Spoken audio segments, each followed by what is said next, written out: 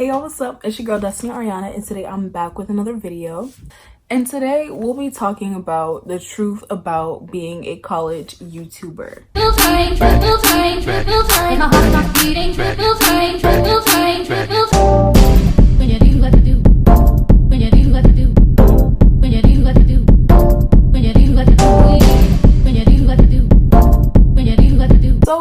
Lately so many people have been sending me DMs just asking me, hey, like I want to start a YouTube channel. I'm really interested in YouTube. Like I want to vlog my college experience. Like I want to do things that are similar to what you're doing.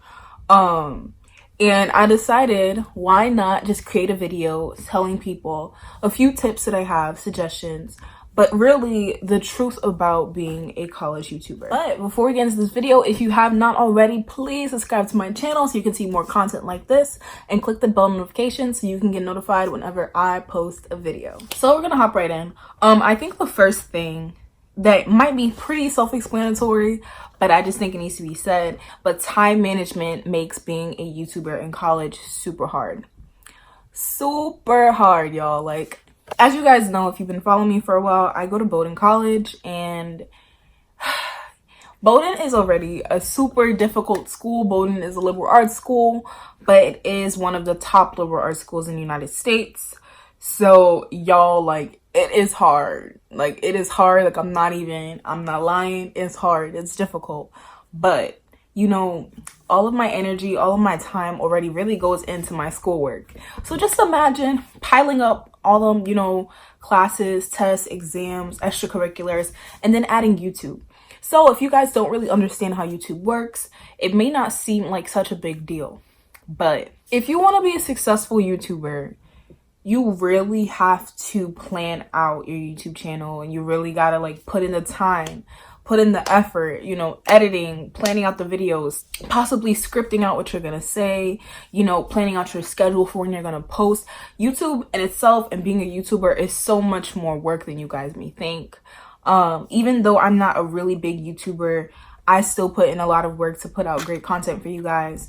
And I'm still even trying to create a balance of being consistent on YouTube. So it's really hard balancing that, you know, wanting to be consistent and wanting to be a really good creator and content creator on YouTube and successful YouTuber and put out great content for, you know, your subscribers.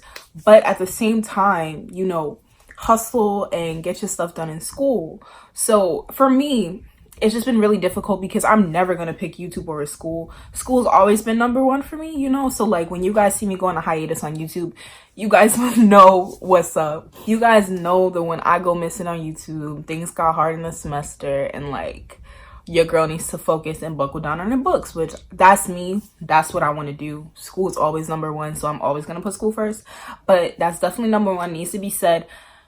If you want to be a college YouTuber, you have to be able to figure out a balance between schoolwork and your YouTube career. Something else that, you know, I don't know if this is everybody, but it's for me.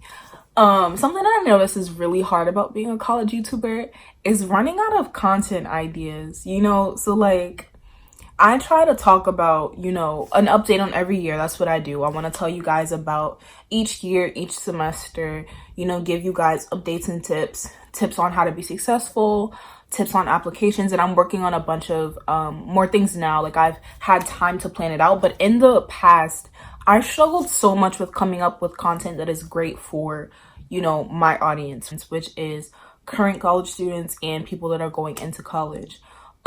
So that's been super difficult with like seeing, okay, I already did this, you know, a day in my life thing, or I don't want to do this again. Like, it's really hard to try and find something new, find something innovative and creative, something that no one else is doing, you know?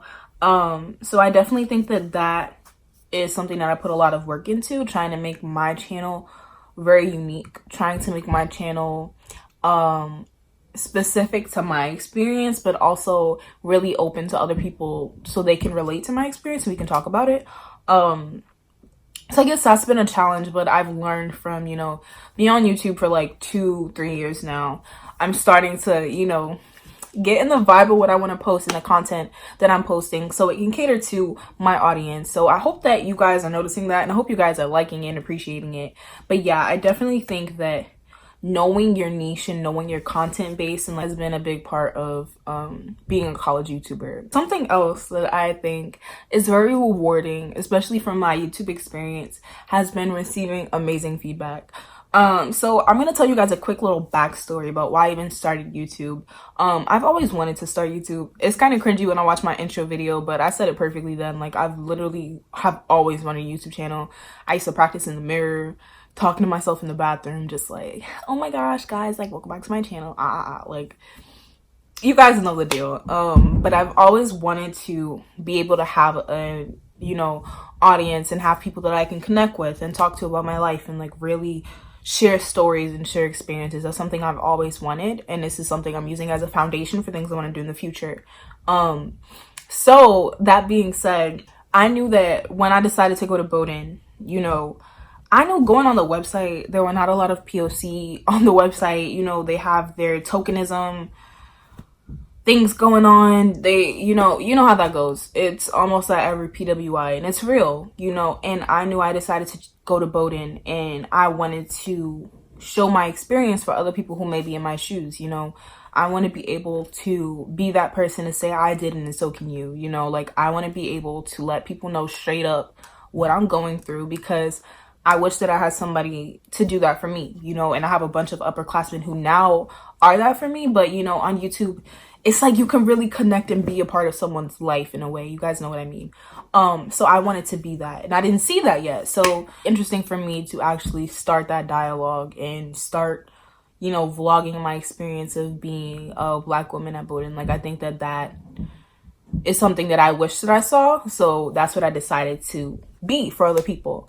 So that being said, me doing all of this has been so rewarding, because I have so many stories, so many DMs from all of you guys' comments, just of so many people telling me about their application process, telling me about things that they're doing, thanking me for putting out content. And it just reminds me that, you know, what I'm doing is impacting people, and that's all I wanted to do. Like, YouTube for me has never been about the money. It's never been about, you know, numbers, but it's always been about impacting. And yes, you know, numbers can show your impact, but even when numbers get to me, having those messages of people telling me that I changed their lives, you know, is so much more fulfilling to me than looking at the number of views I have on a video or number of likes. Like, just knowing that I'm helping somebody with their college process, or helping someone with something that they didn't have hope with, is literally like all that I've wanted to do. So the fact that I'm doing that, and the fact that I have so much advice, is very rewarding. And I think that that's a great part of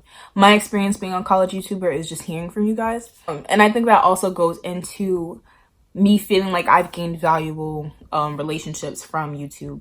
I've met other college YouTubers. I've also gotten really close with people who have applied to, so like the class of 2022, which is behind me. I actually met so many people from that class through YouTube, and like I became really close friends with them who have decided to go to Bowdoin, you know. It's been such a great experience, you know, talking with you guys on Instagram and like in my comment section and stuff like that. And then meeting you and actually really getting to develop a valuable relationship, and like seeing you guys on campus, and like you guys just thanking me. Like, it's just amazing. Like, I don't even know, like, you guys may think I'm being dramatic, but like I think it is honestly like the most fulfilling experience. Something else that I think is definitely cool about being a college YouTuber is that for me, it's like a online yearbook. So I basically get to upload content from all 4 years of college, you know, and have that documented. Like, I get to see myself. I get to hear about the experience that I made, the experiences that, you know, I may have forgotten about. I get to just rewatch what my life was like. And I think that's really cool, because I love documenting things. All my friends know I take so many pictures and stuff, but I lose those often. But to have like YouTube there, and like all of these videos that are going to just be here, and like for generations to come and classes to come, for you guys to be able to watch my story, I think that that's really inspirational for me. And I think that that's definitely a really good aspect of YouTube that I enjoy, like the fact that I get to look back and reflect. Another thing that I guess you should know, YouTube is very public. So when you become a YouTuber, you're sort of putting your life up there. I mean, you still get the power to choose and decide what you want people to know about you. You know, I definitely stand for being authentic and being yourself, but you know, you also want to have your own privacy. But you have to remember that YouTube puts you in the public eye. It's like even me, you know, I put my social medias up, so people are gonna find me on social media. But I think that's kind of what you sign up for when you know you decide to be a YouTuber. But then it's like I have people that come up to me when they come visit the school, or people who recognize me, and like even though people are not telling you that they're watching, they're definitely watching you. They're watching you. I think the last thing too, is just another warning, I guess, is you have to be careful about the content that you are putting out. Just because since YouTube is forever, you know, you guys know social media is forever. Pictures, videos, anything could come up. So just really be careful about who you are portraying yourself to be on social media. Like even me, you know, I have to think about this all the time and what I want to do in the future, career-wise, like things like that. You really have to be careful about what you are portraying yourself as and how you are being viewed on social media. But yeah, just being really mindful about what you post, and the content that you post.